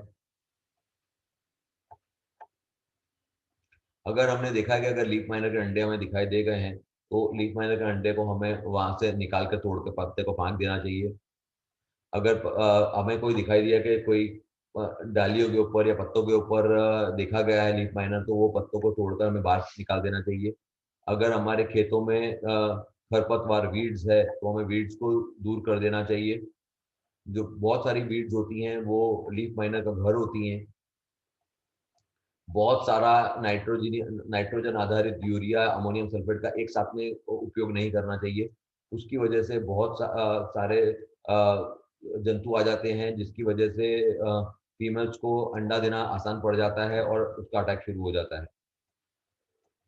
इसको कंट्रोल के लिए इंसेक्टिसाइड ऐसा यूज करना होता है जो सिस्टमिक हो या ट्रांसलेमिनर। ट्रांसलेमिनर का मतलब है कि जो ऊपर ऊपर का जो एपिड लेयर है उसको तोड़ के नीचे जाना पड़ता है, क्योंकि ये इसका जो लार्वा रहता है वो अंदर रहता है, ऊपर नहीं रहता है। तो ट्रांसलेमिनर मतलब जो ऊपर का लेयर को तोड़कर अंदर दवा चली जाए, उस दवाई का ही उपयोग करना चाहिए। तो ये सारी दवाएं ट्रांसलेमिनर टाइप की दवाइयां हैं जिसका नियंत्रण होता है। दूसरा, ये अलग पैरासाइट्स भी हैं, नेचुरल पैरासाइट्स जिससे कर सकते हैं, जैसे क्राइसोचेरिस, पेंथियस, डिग्लिसियस इशिया है, लार्वल या और प्यूपल पैरास्टॉइड्स है, ग्रोनोटोमा, माइक्रोमॉर्फा, नियो क्राइसोचेरिस फॉर्मियसा है, दूसरा प्रेडेटर्स जो मैंने बताए थे शुरुआत में, जो पीसीआई कंपनी बनाती है, green lacewing, lady bird beetle, spider, लाल कीड़ी, ये भी करती हैं। दूसरा पेसिलोमाइसिस, फ्लोरेसेंस और बिवेरिया बैसियाना भी देखे गए हैं कि जो बहुत उपयोगी हैं। दूसरा नीम ऑयल भी बहुत ज़्यादा अक्सर है, वो एक तरह का ट्रांसलेमिनर तरह से काम करता है और लीफ माइनर को बहुत आसानी से कंट्रोल कर पाता है। नीमोस, जो हमारा नीमोस गोल्ड है, नीमोस प्लेटिनम है, नीमोस सिल्वर, नीमोस बेसिक आप यूज़ करते हैं तो कंट्रोल हो जाता है। अब अपने लार्वा या ईयड़, हम लोग गुजराती में ईयड़ बोलते हैं, या बॉलवर्म भी इसे कहा जाता है। तो ये बॉलवर्म अलग-अलग तरह की होती हैं। तो कैटेगरी के हिसाब से अ, बताता हूँ ये जो उसकी कैटेगरी है कि कौन किस-किस तरह की होती है। तो वो होती है प्रोटोपॉड लार्वा, पॉलीपॉड लार्वा, पॉलीपॉड के अंदर आता है कैटरपिलर, सेमी-लूपर, लूपर। हम इन सब की फ़ोटो देखेंगे आगे चलकर। प्रोटोपॉड लार्वा इस तरह का दिखाई देता है।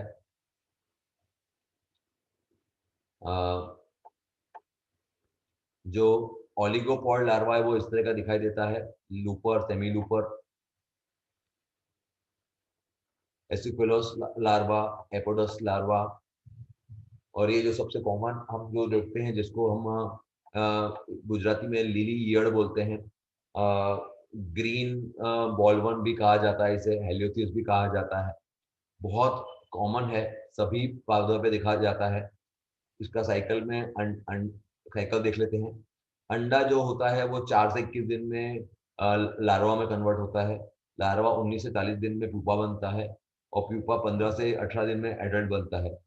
जो डैमेज करता है वो लार्वा डैमेज करता है, हमें नॉर्मली जो दिखता है वो लार्वा दिखाई देता है। और इसको लार्वा को मारने से कंट्रोल होता है इसका। अंडे को भी कंट्रोल कर सकते हैं, आगे हम देखेंगे कैसे-कैसे कर सकते हैं। और एडल्ट को पकड़ के भी हम आसानी से कंट्रोल कर सकते हैं।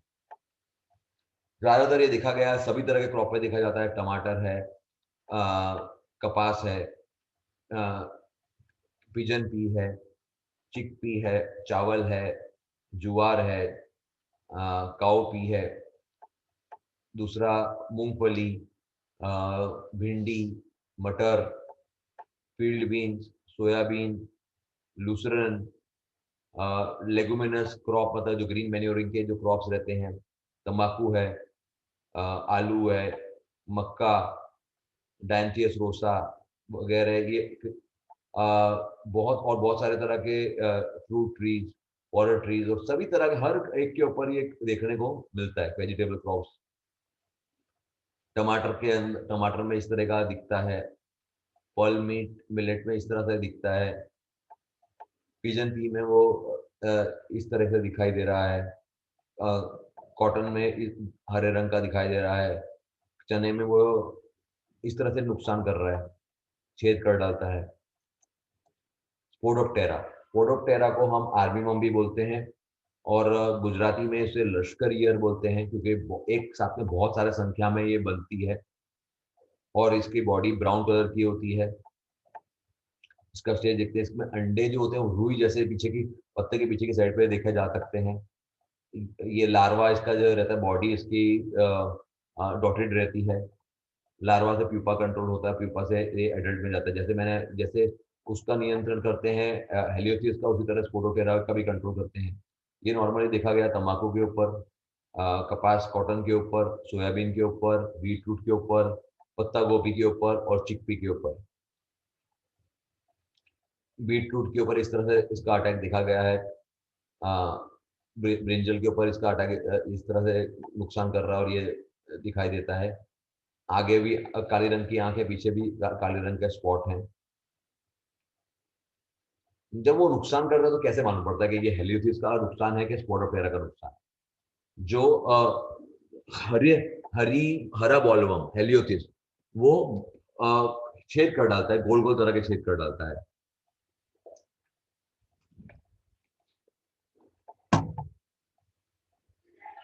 जो उसका लार्वा होता है, जो इल्ली रहती है, वो देखते हैं कि वो सिर अंदर घुसा के खा रही होती है, अंदर घुसने के बाद में, और बाकी का भाग उसका, बाकी के शरीर जो होता है उसका बाहर होता है, वो सिर को अंदर घुसाती है और खा रही होती है। दूसरा, उसका जो क्या बोलते हैं शिट खाने के बाद में जो बाहर निकालते हैं वो गोल गोल काले रंग का देखा जाता है, पत्ते के पीछे देखा जाता है। अगर गोल गोल काले रंग का दिखता है तो हमें कंफर्म हो जाता है कि और पत्ते में होल दिखाई दे रहा है तो कंफर्म है कि इसमें हेलियोथिस का अटैक है। पोडोप्टेरा, आर्मी वर्म्स, लश्करी ईयर्ड इसका अगर अटैक है तो वो ऊपर का जो लेयर रहता है, एपिडर्मल जो लेयर रहता है वो उसको निकाल देती है और क्या बोलते हैं वेन्स ही बाकी रह जाता है। वेन्स को जल्दी नहीं खाते हैं। बहुत ज़्यादा अगर अटैक होता है तो सिर्फ डंडियाँ रह जाती हैं और साइड के शूट रह जाते हैं, बाकी सब कुछ उसको खा जाते हैं। बहुत बड़ी संख्या में ये एक साथ में आते हैं। दूसरा जो लार्वा होता है छोटा होता है तो वो छोटे-छोटे छेद कर डालते हैं। नियंत्रण करने का तरीका पहला है मोनोक्रॉपिंग नहीं, मोनोक्रॉपिंग हमें अवॉइड करना है। दूसरा कोई भी क्रॉप रेसिड्यूज हमें नहीं रखना है पिछले क्रॉप का, ताकि अगले क्रॉप पे वो रह नहीं जाए, नहीं तो वो उसका घर बन जाता है, वहां पर वो आराम से रह सकते हैं। दूसरा कभी भी लंबे समय तक पानी नहीं दे, ऐसा नहीं होना चाहिए, तो क्रॉप के ग्रोथ के पे भी असर पड़ता है, इसमें रेगुलरली वाटरिंग करना जरूरी है। नाइट्रोजन आधारित फर्टिलाइजर्स का माप से उसको इस्तेमाल करना है, एक साथ में बहुत बड़े स्केल पे नहीं करना है, नहीं तो वो उसको मल्टीप्लाई करने में बहुत आसानी कर डालता है। बहुत सारा पानी एक साथ में नहीं दे देना है या बहुत कम भी नहीं देना है, ताकि वेजिटेटिव ग्रोथ कंट्रोल में रहे। फेरोमोन ट्रैप रखना है 5 प्रति एकड़ या 12 प्रति हेक्टर, ताकि उसका जो एडल्ट है वो उसके अंदर पकड़ा जाए। हेलियोथेरिस के लिए अलग आता है, स्पोडोप्टेरा के अलग आता है। इस तरह से एयरविट की भी, एयरविट करके भी एक कीड़ा अर्थवर्म मतलब वर्म्स आता है जो उसको कंट्रोल करना चाहिए। बायोलॉजिकल कंट्रोल करने के लिए एनपीवी का इस्तेमाल करना चाहिए। एनपीवी पीसीआई नामक कंपनी बनाती है, दोनों के लिए बनाती है, हेलियोथेरिस के लिए बनाती है, स्पोडोप्टेरा के लिए बनाती है। अभी हम नहीं बना रहे हैं, शायद आगे चल के हम भी लॉन्च करें। कंजर्वेशन, नेचुरल प्रेडेटर्स हैं उनको हमें बचा के रखना है ताकि वो इसको कंट्रोल कर डालें। ट्राइकोग्रामा नाम का जो रहता है उसको छोड़ा जाता है खेतों में 15 दिन के अंतर में 3 बार। 45 दिन का जब क्रॉप हो जाता है तो 3 बार छोड़ा जाता है। मैं साउथ गुजरात से हूँ, सूरत से, तो वहाँ हमारी शुगर फैक्ट्रियाँ ट्राइकोग्रामा बनाती है अपनी लैब में और किसानों को देती हैं गन्ने के अंदर छोड़ने के लिए। इस तरह से काफ़ी इवन पीसीआई भी इसको पहले बनाती थी। उसी तरह से क्राइसोपरला है, केलोनस ब्लैकबर्नी है, क्राइसोपा भी पहले बनाती थी। इसको छठे, 13वें और 14वें वीक में छोड़ना चाहिए। इसके अलावा जो फंगस हैं, बिवेरिया बैसियाना, मेटरिज्म, एनोसोपली है, जो हमारी कंपनी मेटरोज या बेवरोज के नाम से बनाती है, इसके द्वारा भी नियंत्रण हम कर सकते हैं। ये हमारा लिक्विड में पाउडर का बिवेरिया है, लिक्विड का बिवेरिया है, और ये पाउडर में हमारा मेटरिज्म का है। और ये बायोक्लिनशिप के अंदर बिवेरिया और मेटरिज्म का कॉम्बिनेशन है जो काफ़ी उपयोगी है सभी तरह के बॉलवर्म्स को कंट्रोल करने के लिए। जब इन सब से कंट्रोल नहीं हो रहा तो हमें केमिकल का नियंत्रण करना है। केमिकल का कंट्रोल करने के लिए हमें इंसेक्टिसाइड अलग अलग ले सकते हैं, जिसका नाम दिए हुए हैं नोवेलोक्रोन, स्पिनोसिड, थायोडिमार्कार। ये अलग अलग इंसेक्टिसाइड हैं जो इफेक्टिव पाए गए हैं नियंत्रण करने के लिए अलग अलग तरह की बॉलवर्म्स को। अब हम देखेंगे टर्माइट, जिसे हम गुजराती में उधे बोलते हैं और हिंदी में दीमक बोलते हैं। तो ये अंडे हैं टर्माइट्स के, ये उसके निम्फ्स हैं। निम्फ्स कन्वर्ट होते हैं वर्कर्स में, सोल्जर में और एलेट में। और ये एलेट में से चुना जाता है, एक क्वीन बनता है और एक किंग बनता है। जो मेजर जो रहता है टर्माइट्स के अंदर वो क्वीन रहता है।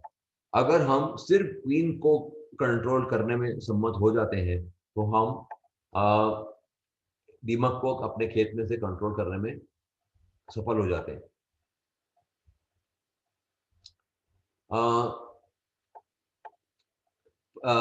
क्वीन जो है, फीमेल जो है वो अंडे को एक जेली जैसे लिक्विड के अंदर छोड़ देती है जो पकड़ के रखती है। एक फीमेल जो टर्माइट रहती है वो 30,000 जितना अंडे एक दिन में देती है। अंडे बहुत ज़्यादा छोटे होते हैं और सफ़ेद रंग के होते हैं और आंखों से देखे जा सकते हैं कि बहुत सारे नंग के अंडे रखे हुए हैं। इन अंडों को बहुत सारे वीक्स तक इंक्यूबेट किया जाता है, वो लार्वा में कन्वर्ट हो उससे पहले। जो लार्वा होता है वो सफेद रंग का, पेल रंग का होता है। जो निम्फ होता है, लार्वा जो होता है उसके अगर एंटीना होते हैं और 6 उसके पैर होते हैं। इस स्टेज में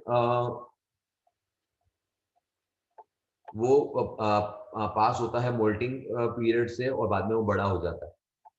मोल्टिंग पीरियड के दरमियान निम्फ अपनी जो है वो लार्वा अपनी बाहर की स्किन को दूर करता है टाइट बनने के बाद में। निम्फ उसका उसके अंदर कैसे हॉर्मोन्स हैं तो वो डिसाइड करता है कि वो निम्फ किस चीज में बनेगा। जैसे अब मैंने बताया आगे चल के वो अलग अलग चीजों में कन्वर्ट होता है कि वो सोल्जर बनेगा कि क्या बनेगा। उसके बाद निम्फ बड़ा बन जाता है और अलग अलग चीजों में कन्वर्ट हो जाता है वो। जब वो एडल्ट में कन्वर्ट होता है तो वो बड़ी बड़ी कॉलोनी बनाना शुरू कर देता है और उसके उसकी सेपरेशन हो जाता है अलग अलग उसके क्लास में या कास्ट में। जो कॉलोनीज हैं वो वर्कर्स की रिप्रोडक्टिव और सोल्जर टर्माइट्स में उसको कन्वर्ट कर दिया जाता है। दीमक को अलग अलग क्रॉप्स में देखा गया है, जैसे कपास है, मक्का है, गेहूं है, गन्ना है, चावल है, आलू, शक्कर या शकरकंदी, मूंगफली, सोयाबीन, कॉफी, चाय, कोको, रबर, ऑयल पाम, नारियल, कुछ तरह की सब्जियां, कुछ तरह के फ्रूट, फल के पेड़, आम, पपीता, ऑरेंज, सिट्रस सब प्लांट्स के ऊपर देखा गया है। ये अलग अलग में जो उसके डैमेज रहते हैं, चावल के ऊपर, मक्के के ऊपर, आम के ऊपर, गन्ने के ऊपर, ग्राउंड मूंगफली पर, मैंगो पर देखो ऐसे लेयर बना देता है। पता चल जाता है कि ये टर्माइट्स है। कैसे मालूम पड़ेगा उसका डैमेज? टर्माइट का दीमक का जब अटैक होता है तो वो जड़ों के पास अटैक करता है, या सीडलिंग बन रही होती है उस समय वो अटैक करता है, या बड़े पौधों पे जब वो अटैक कर रहा है तो बड़ा पौधा मरना शुरू हो जाता है, पूरा का पूरा एकदम ढीला पड़ जाता है, बिल्टिंग होना शुरू हो जाता है और धीमे धीमे पौधा मरकर गिर जाता है। तो जब हमें दिखता है कि बिल्ट हो रहा है, पौधा ढीला हो रहा है, तो हमें उसे उसको उठा लेना चाहिए और उसकी जड़ों को देखना चाहिए। तो जो नीचे की जो जड़ है, नीचे का जो उसका थर्ड रहता है उसको देखते हैं तो चलती हुई दीमक हमें दिखाई देती है और अंदर टनल बना दी है, तो उससे मालूम पड़ता है कि ये टर्माइट्स है। जो पौधे की जो जड़ें रहती हैं और स्टेम जो जो उसका टहनी रहती है वो पूरी अंदर से उसने खाली कर दी होती है और उसके अंदर मिट्टी भरी हुई होती है। तो इससे अपने को कंफर्म हो जाता है कि ये दीमक ही है। प्लांट्स जो है जो सॉइल से पूरा का पूरा भर जाता है प्लांट से, ये बहुत सारी मिट्टी को निकालते हैं और ऐसा बड़ा सा टीला भी बनाते हैं, दे देते हैं वो। तो उससे मालूम पड़ जाता है कि यहाँ पर टर्माइट्स का, दीमक का अटैक है। नॉर्मली अगर हमें दीमक को देखना है तो बहुत अर्ली सुबह धूप निकलने से पहले या एकदम शाम को देखना चाहिए, तो उस समय दीमक बाहर होते हैं। मतलब दिन के समय वो दीमक बहुत नीचे चले जाते हैं जब टेम्परेचर हाई होता है दिन का।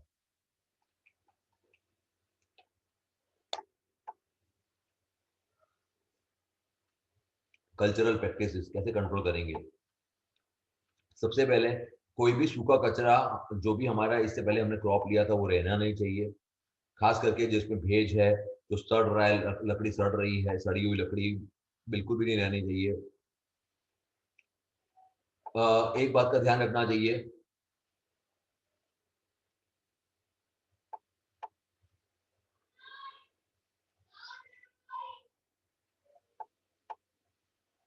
अगर अगर उसके अगर आपके जमीन में दीमक है और उसको कोई भी भोजन अवेलेबल नहीं है तो पूरे पूरे चांसेस हैं कि वो दीमक जो है वो अपने जो पौधा खड़ा हुआ है उसको अटैक करेगा।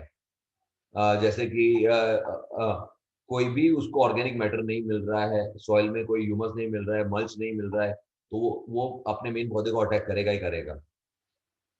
क्रॉप रोटेशन का करना चाहिए हमें, जिससे टर्माइट्स ना हो जाए। एक क्रॉप का दूसरा क्रॉप अलग लेना चाहिए। प्लांट्स को पौधों को रेगुलरली देखते रहना चाहिए, खास करके जो हम प्रूनिंग करते हैं ट्रीज की टर्माइट अटैक के लिए। नॉर्मली इसको जैसे आगे बताया मैंने, सुबह देखना चाहिए या शाम के समय देखना चाहिए, तो मतलब बढ़ता है कि टर्माइट सही कि नहीं है।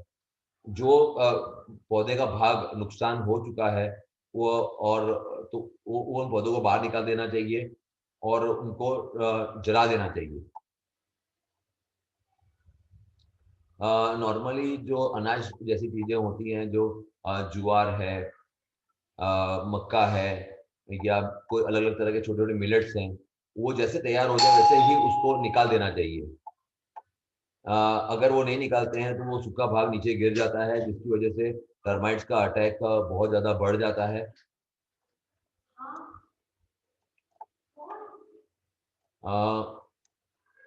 बहुत सारा जब क्या बोलते हैं, कोई भी क्रॉप रह गया हो तो उसको वो ज्यादा चांस बढ़ जाता है अटैक का।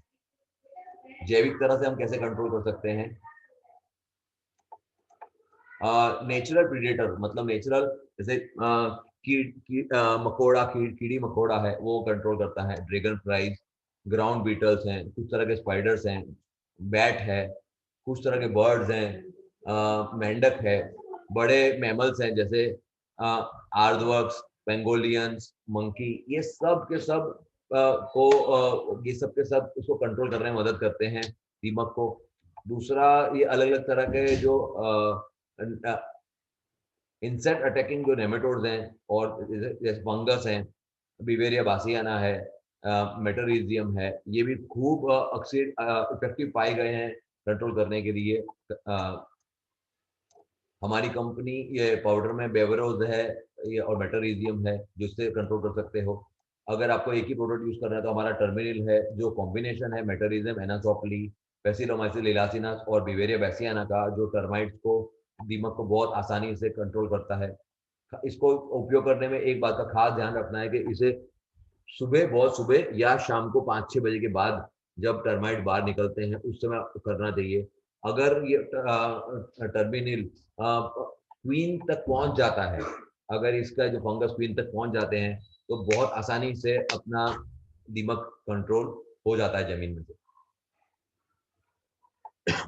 फिजिकल मेजर है, पत्ते जला देना चाहिए जो भी एरिया टर्माइट से करा हुआ है, लेकिन इसका बहुत ज्यादा लंबा असर नहीं रहता है, क्योंकि वो जो जला देते हैं तो वो क्वीन तक नहीं पहुंच पाता है। मेन अपने को है टर्माइट का कंट्रोल करने के लिए क्वीन को कंट्रोल करना बहुत ज्यादा जरूरी है।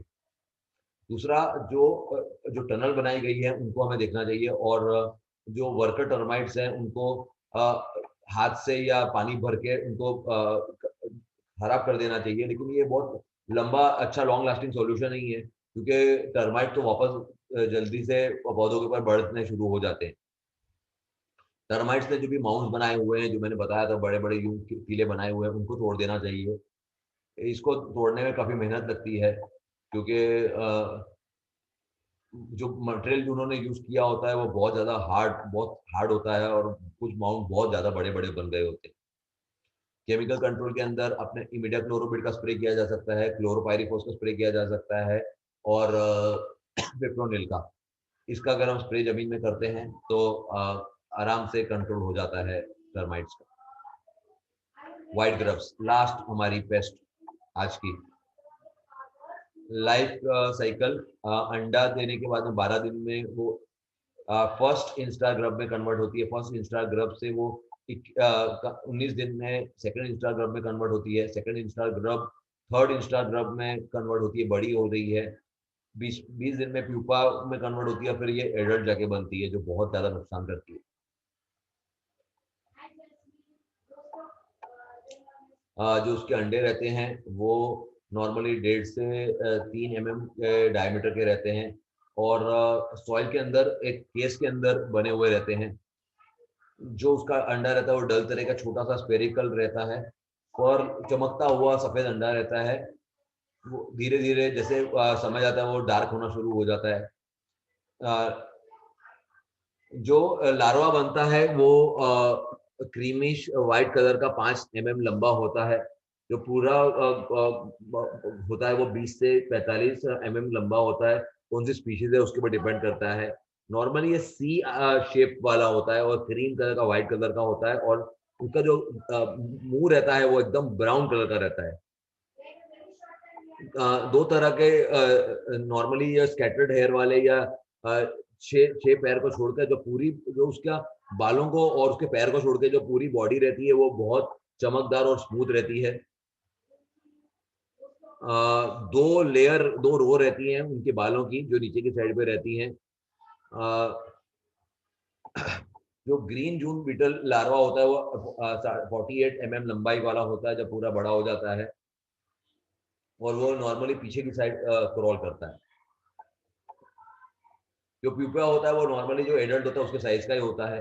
प्यूपा वो क्रीम कलर का व्हाइट या डार्क ब्राउन होता है।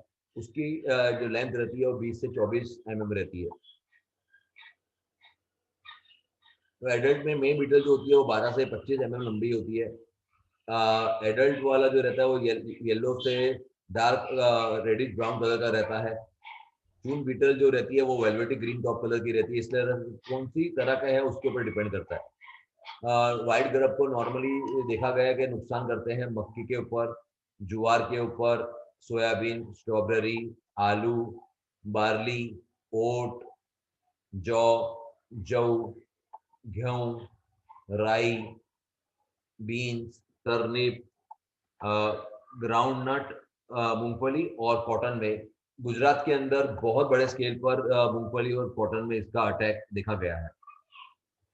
ग्राउंड नट के अंदर ये देखो, ये ग्रब है जो उसको नुकसान कर रही है।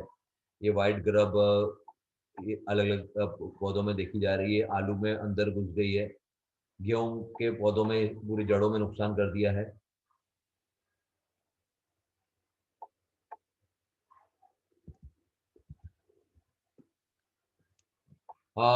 ज्यादातर उसका सीवियर तब होता है अटैक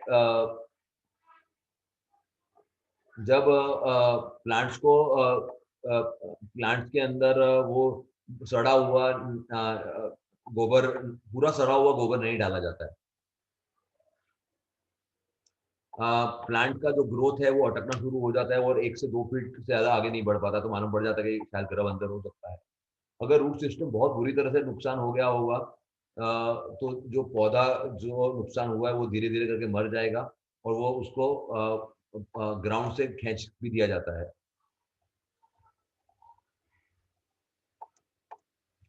थोड़ा बहुत भी अटैक होता है तो भी वो पौधे को गिरा डालता है और उसकी वजह से उत्पादन घट जाता है। जब जब इसका अटैक होता है तो देखा जाता है कि अलग अलग जगह पर टीले पड़ गए हैं जहाँ पर मरे हुए पौधे दिखाई दे रहे हैं, तो उससे आइडिया आ जाता है कि मरना शुरू हो गया है। जब प्लांट को उखाड़ के देखा जाता है तो देखा जाता है कि जड़ों को पूरी तरह से खा लिया गया है, और 1 से लेकर 20 200 जितने तक व्हाइट सी कलर के कर्व किए हुए व्हाइट ग्रब देखे जाते हैं जो आधे से लेकर 1 इंच लंबाई वाले होते हैं सॉइल के अंदर। कंट्रोल करने के लिए, एडल्ट को कंट्रोल करने के लिए लाइट ट्रैप रखे जाते हैं। नियरली 1 ट्रैप प्रति हेक्टर रखा जाता है शाम को 7 से लेकर 10 बजे तक। आसपास में अगर हमारे आसपास में अगर कोई पेड़ हैं या श्रब्स हैं तो उनको दूर कर देना चाहिए। इमिडाक्लोरोपिड या मोनोक्रोटोफॉस का स्प्रे करना चाहिए शाम के समय। 3 फेरोमोन रख सकते हैं सिंथेटिक फेरोम एनिसोल का, उसको कंट्रोल करने के लिए। अगर कोई पेड़ों के बेस के पास में कुछ दिखाया गया हो एडल्ट तो उसको खत्म कर देना चाहिए। ग्रब्स को कंट्रोल करने के लिए गर्मी के टाइम पर एकदम गहरी गहराई के साथ में प्लाव लगाना चाहिए, और बहुत गर्मी में खुला रखना चाहिए एक 15-20 दिन के लिए, खास करके अप्रैल मई के अंदर जिसको हम सॉइल सोलराइजेशन बोलते हैं। उस समय ग्रब्स कंट्रोल हो जाते हैं। अगर ऑर्गेनिक मैन्योर यूज कर रहे हैं, गोबर खाद यूज कर रहे हैं, तो पूरी की पूरी तैयार हुई यूज करना चाहिए। क्रॉप रोटेशन करना चाहिए ज्वार या बाजरा के साथ में। कार्बोफ्यूरान या फोरेट का इस्तेमाल करना चाहिए। जो फरों के अंदर थाइमिथोक्सान या फिप्रोनिल का स्प्रे करना चाहिए। सीड को क्लोरोपाइरीफॉस या इमिडाक्लोरोपिड के साथ में ट्रीट करना चाहिए। अर्ली सोइंग के अगर अपने पानी की व्यवस्था है तो जल्दी लगा देना चाहिए ताकि उनका उनका समय आए उससे पहले अपने कर दें।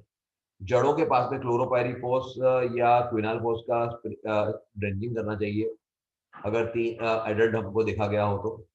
जैविक कंट्रोल आराम से विवेरिया बेसियन और मेटेरिज्म से भी देखा गया है। और दूसरा हमारा ग्रबनील भी है जो एनिसोप्ली पैसिलोमाइसिस और बिवेरिया बेसिना का कॉम्बिनेशन है। और उससे दूसरे फंगस भी हैं जो ग्रब्स को आसानी के साथ में कंट्रोल करते हैं। ग्रब्स को कंट्रोल करने के लिए प्रति एकड़ 1 लीटर जितना ग्रबनील का इस्तेमाल करना होता है और शाम के समय इस्तेमाल करना होता है जब वो ग्रब्स बाहर आते हैं तब। जो हमने अपने प्रोडक्ट दिखाए हैं वो हमारे सारे के सारे प्रोडक्ट हमारी अमेजन पे अवेलेबल हैं, उत्कर्ष एग्रोटेक पे भी अवेलेबल हैं। आप हमारे फेसबुक चैनल को सब्सक्राइब कर सकते हैं ताकि आपको हमारे वेबिनार का बारे में पता चल सके। इंस्टाग्राम पे आप हमें फॉलो कर सकते हैं। यूट्यूब पे हमारा ये जो वीडियो है ये यूट्यूब पे कल रख दिया जाएगा, तो यूट्यूब पे हमारा चैनल है उत्कर्ष एग्रो में, मुझे सब्सक्राइब करिए। गूगल पे भी हम लोग हैं, इंस्टाग्राम पे और सब पे भी हैं। हमारी कंपनी जो मैंने प्रोडक्ट दिखाए हैं उसके अलावा भी बहुत सारे प्रोडक्ट बनाती है। मीडिया बनाती है हाइड्रोपोनिक्स के लिए संपूर्ण रेंज ऑफ फर्टिलाइजर भी बनाती है। वाटर सॉल्युबल फर्टिलाइजर की संपूर्ण रेंज है जो हर तरह के क्रॉप के अंदर इस्तेमाल की जा सकती है। दूसरे नेचुरल प्लांट प्रोटेक्टर हैं, नीम आधारित दवाइयाँ जो मैंने कुछ दिखाई हैं, थ्रीकोज, माइटोज, शील्ड। फिर ऑर्गेनिक फर्टिलाइजर्स हैं हमारे, कोकोपीट, वर्मी कंपोस्ट, नीम के, कैस्टर के, granulated manure, pot mix. PGR आधारित हमारी प्रोडक्ट्स हैं, humic acid, fulvic acid, amino acid, seaweeds, gibberellic acid आधारित प्रोडक्ट, स्ट्रेस फ्री वगैरह, रूट्स मल्टीप्लायर। दूसरे हमारे पास बायो फर्टिलाइजर की संपूर्ण रेंज है, बायो पेस्टिसाइड की भी संपूर्ण रेंज है, काफी सारी चीजें आपको बताई भी हैं।